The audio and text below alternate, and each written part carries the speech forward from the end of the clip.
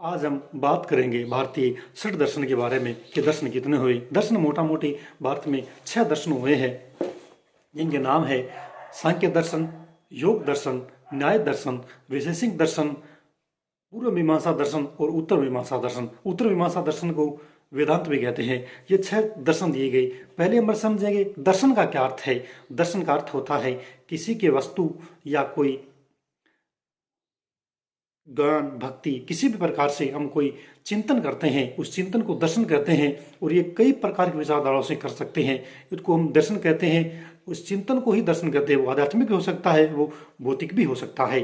और दर्शन को जिस व्यक्ति ने दिया है उस व्यक्ति को दार्शनिक कहते हैं। भारत में षट दर्शन है। षट का मतलब छह दर्शन है। 6 दर्शन कौन से हैं कि सबसे पहला दर्शन है वो है सांख्य दर्शन। सांख्य दर्शन के प्रणेता महर्षि कपिल मुनि है। सांख्य दर्शन मूलतः संख्या से बना है। इसमें कहा गया कि सबसे पहले प्रकृति का दिया गया कि जो कुछ भी होता है वो प्रकृति के कारण होता है, ईश्वर का कोई रोल नहीं होता। जो कुछ होता है वो प्रकृति के नियमानुसार होता है। फिर उसमें प्रकृति में पुरुष और शामिल हो गया, इसलिए प्रकृति और पुरुष जो मिलकर के जो कोई काम करे, किसी प्रकार की कोई घटना होती है, कुछ भी होता हो, ये दोनों ही जिम्मेदार है। एक तरह से ये भौतिकवादी दर्शन था। बाद में हालांकि ये आध्यात्मिक दर्शन भी हो गया। इसमें यथार्थ ज्ञान ही मोक्ष को आधार माना गया। यथार्थ ज्ञान प्राप्त होगा वही मोक्ष का आधार है। तो यथार्थ ज्ञान प्राप्त करने के 3 साधन बताए गए, यानी कि अनुमान, शब्द और प्रत्यक्ष। प्रत्यक्ष का मतलब हुआ किसी ज्ञान को अपनी आंखों से या इंद्रियों से महसूस करना, से खुद प्रत्यक्ष अनुभव करना कि ये ज्ञान हुआ। और शब्द हुआ किसी से सुनकर के ज्ञान प्राप्त करना। अनुमान हुआ मतलब कल्पना करके किसी वस्तु के या कोई धारणा के बारे में अपने विचार बनाना। ये हो गए सांख्य दर्शन। सांख्य दर्शन के बाद में आया योग दर्शन। योग दर्शन के प्रणेता है महर्षि पतंजलि। इसमें कहा गया कि जो मोक्ष की प्राप्ति है वो योग से होती है। वो शारीरिक साधना से, वो मानसिक साधना से, प्राणायाम और योग का विचार इसमें दिया गया। इसके बाद में जो आया वो है न्याय दर्शन। न्याय दर्शन में तर्क आधारित है। इसमें कहा गया कि कोई वस्तु या कोई घटना जो होती है वो किसी तर्क के कारण दिया गया। इसमें पहले तर्क मतलब इसमें भी है, मान लो शब्द, अनुमान और उपमान इसमें है।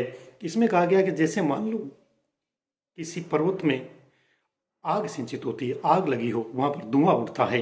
तो यहाँ पर कहते हैं कि यदि ये धुआं उठता है तो वहाँ आग है। इसी आधार पर जहाँ जहाँ धुआं उठते वहाँ वहाँ आग है, जैसे रसोई में। इसमें यह कहा गया मतलब पहले कोई शब्द हुआ, कहीं का ज्ञान प्राप्त किया, अनुमान लगाया कि ये धुआं उठ रहा है मतलब यहाँ आग होगी, ये अनुमान लगाया गया। फिर उपमान दिया गया मतलब जहाँ जहाँ धुआं है वहाँ आग होगी। ये न्याय दर्शन था। इसके बाद में वैशेषिक दर्शन। वैशेषिक दर्शन में तत्व की विशेष और सामान्य में अंतर किया गया है। इसमें कहा गया जैसे मान लो ये शरीर जो बना है ये 5 तत्वों से बना है, जैसे पृथ्वी, आकाश, वायु, जल, अग्नि।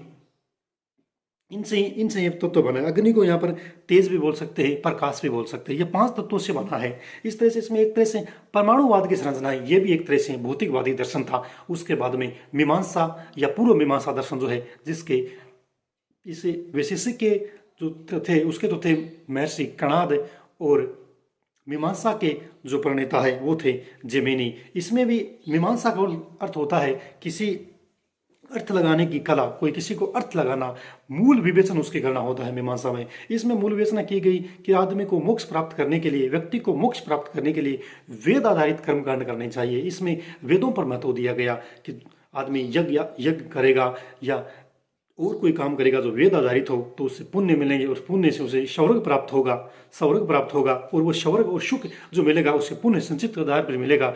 जो ही उसके पुण्य संचित खत्म होंगे वह धरती पर आ पड़ेगा, उसे दुख का भागी बनेगा। एक तरह से ये वेदों को मानने वाला सिद्धांत था। फिर उत्तर मीमांसा है, उसका नाम भी वेदांत है।